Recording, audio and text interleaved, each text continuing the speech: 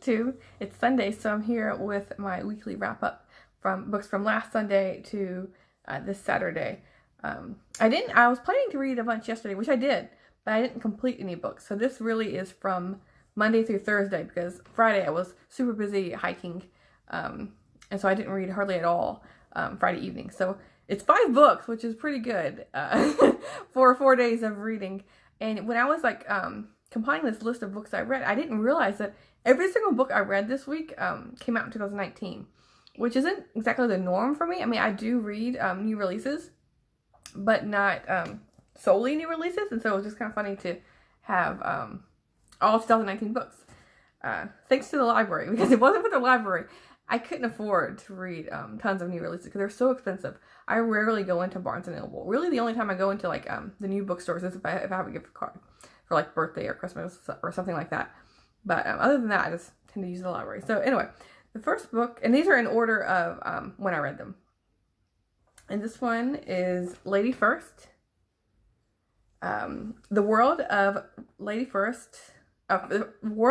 First Lady, Sarah Polk, and it's by Amy S. Greenberg. This came out February 5th. And this follows Sarah Polk, which is, she was the wife of President Polk. And it really focuses on her upbringing in Tennessee. She moved there before Nashville was the capital. At the time, Knoxville was the capital. She was living in a suburb, Murfreesboro is the region where she grew up. And it focuses a lot on her owning slaves. And she has a plantation in Mississippi. And so it's kind of it focuses a lot on, civil rights with slavery. And he was president, her husband was president during the Mexican War time when we were getting land for Texas and New Mexico and California. So it was slavery was talked about a lot in the politics because they didn't know should these new states be slave states or not. And so this book focuses heavily on that. Of course, she had this plantation, her and her husband had many slaves, and so it focuses on, the good he did, but also, of course, the controversy in the negative side of their life, basically. And she was an interesting woman to read about. I haven't read a biography about President Polk yet, so I just happened to pick this one up, funny enough, talking about the First Lady, because her parents really, especially her father, really pushed their daughters to have an unconventional childhood, education-wise, because during the 1820s, 30s, 40s, all the way up until 1900s, women didn't have the access to education that men did, and so her parents pushed her to have quality education, not just learning to sew and knit and do laundry and that kind of thing. They actually put her into schooling where she was learning math and science and English, what we consider normal today of education. And so that, from her upbringing, that really put her into a position where she could communicate and be a little bit more independent.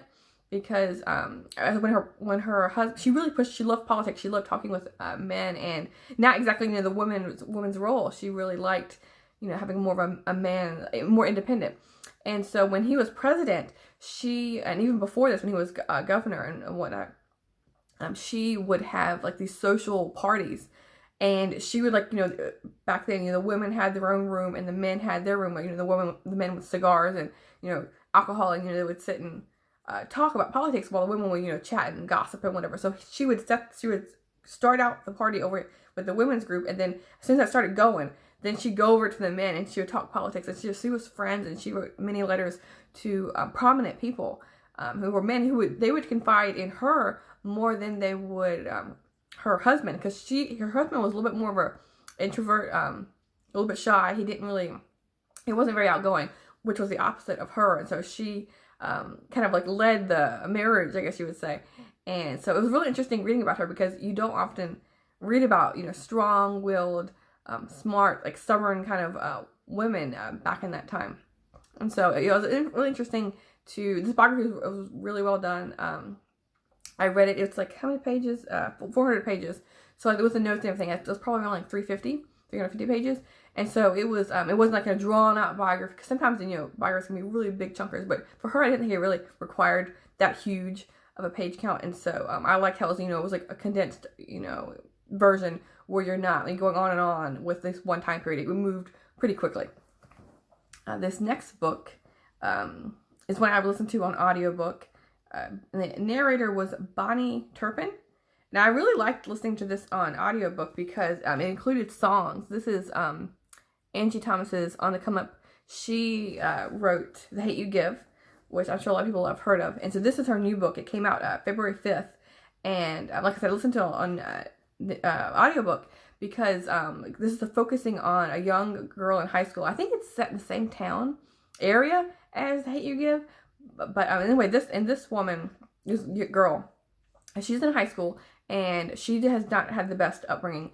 She kind of lives like in the projects area, and her father has been killed, and so she's being raised by a single mom. Her mother has had drug problems in the past, so you can kind of tell they're always like fighting and struggling to have money. And so On the Come Up is basically her wanting to come out of the situation where she is confined to. Basically, she wants to not just become famous and a celebrity and have money, but just not like she wants that, of course, but she just wants just enough success to pull her family up to a more comfortable lifestyle.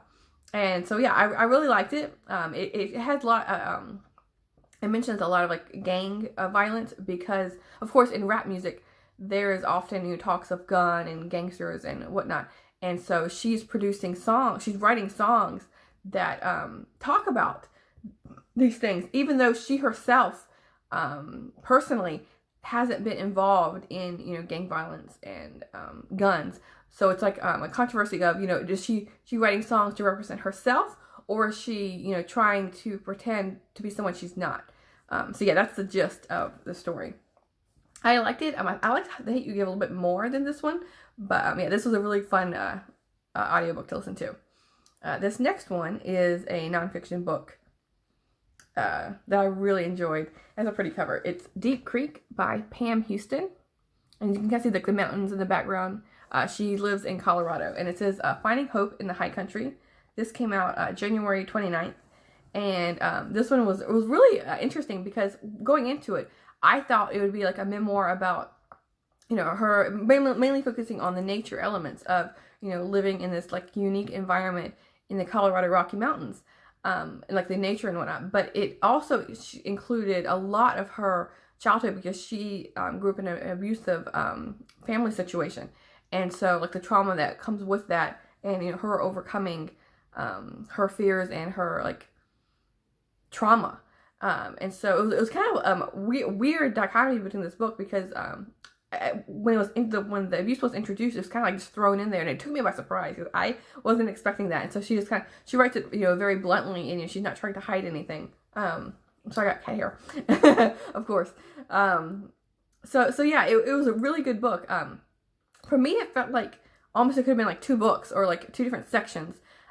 With her personal life and the nature elements, because she's a writer, and so she not only writes about but living in Colorado and like the seasons and the animals she sees, and the wildfires and the heavy snows and the blizzards. But she's a writer, so she goes on these tours to like the Arctic Ocean. She goes up to like the Vancouver, British Columbia area, and does like trips all the way up to like going towards Alaska. And then she goes to California, and so yeah, you get to see a bit of nature and what she's encountering. And so each chapter kind of breaks up. It's kind of essays, I guess you should. It's not like a continually a linear timeline. It's like she's written these like articles basically for each moment in her life and where she's at that time. And so yeah, it was really good. It made me want to go like hike in the Colorado Rockies. I haven't had the chance to do that. I'm not a big skier, and so I've been into Colorado, but not really for the nature part. I just driven through it. But yeah, it really made me want to go see some mountains and do some hiking.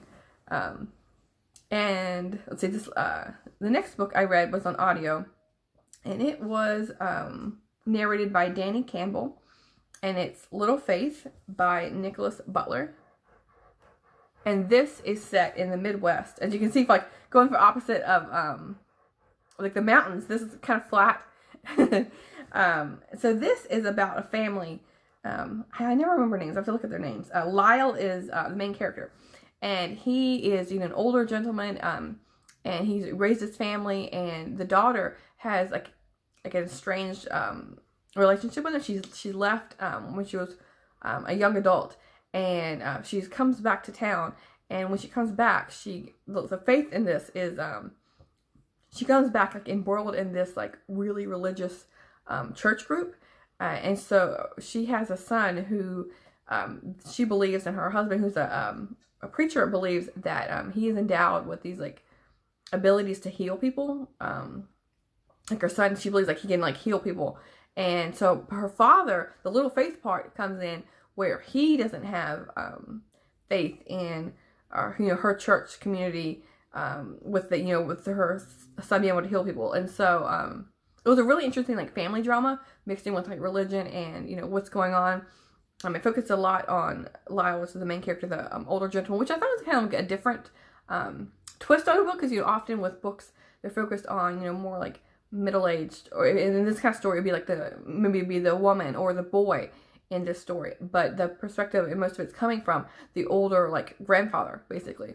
So yeah, I really enjoyed it. The narration was good. It came out in March of 2019 for this one.